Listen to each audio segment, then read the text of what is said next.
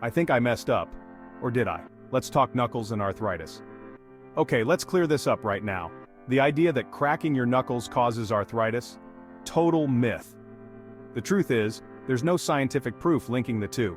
When you crack your knuckles, what you're actually hearing is the sound of tiny bubbles popping in the synovial fluid, a fancy term for the lubricant in your joints. So, no need to worry about those post-crack grumbles from your grandma. However, while knuckle cracking won't earn you an arthritis badge, it can still irritate the people around you. So crack away, but maybe do it in private. Until next time, keep those knuckles and myths in check.